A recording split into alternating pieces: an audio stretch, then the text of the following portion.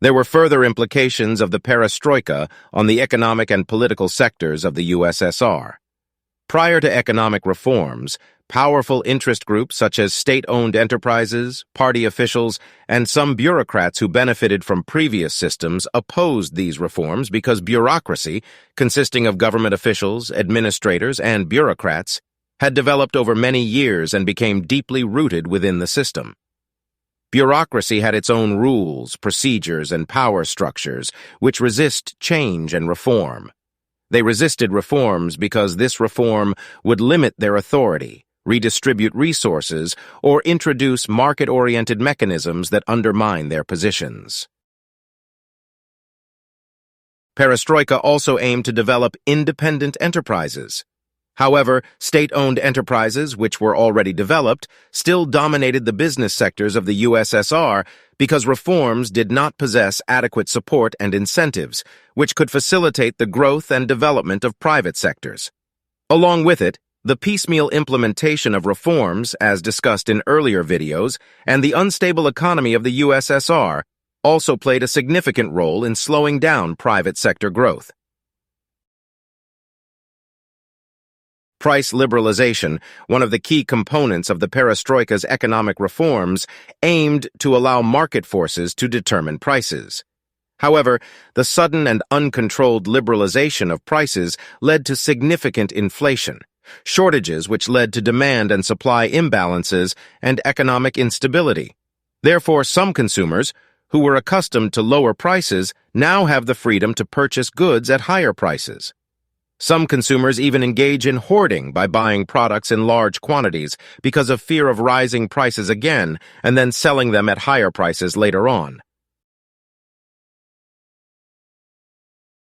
Structural problems are fundamental flaws in the way an economic system is designed or operated, and they can have far-reaching consequences for its performance. During the Perestroika, competition was lacking because state-owned enterprises held virtual monopolies in their respective sectors.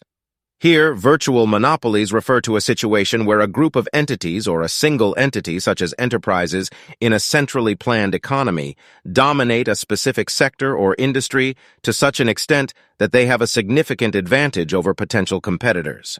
As competition was not adequate among private enterprises, no incentives were made to improve the growth of these types of private enterprises. Along with economic instability, there were many external pressures which contributed to the reform process complexity and difficulties.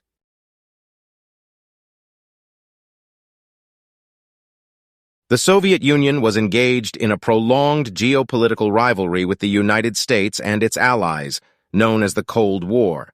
This competition had far-reaching implications, including military expenditures and an arms race, which diverted resources from the civilian economy and strained the country's finances.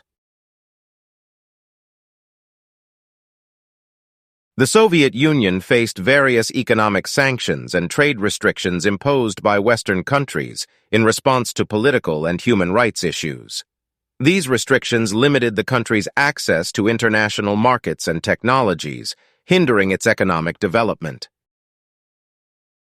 The Soviet Union had accumulated substantial foreign debt to finance its development projects and military endeavors. The burden of servicing this debt placed additional strain on the country's financial situation. The Soviet Union was lagging behind Western economies in terms of technological advancements and innovation. The lack of access to cutting-edge technologies hindered the country's economic competitiveness. The Soviet Union provided economic aid and support to its allies in the Eastern Bloc. However, many of these countries were facing economic challenges and demanding greater resources from the Soviet Union, adding strain to its economy. The 1980s saw a significant drop in global oil prices, and oil exports were a crucial source of revenue for the Soviet Union. The decline in oil prices led to a sharp reduction in the country's foreign exchange earnings, exacerbating economic difficulties.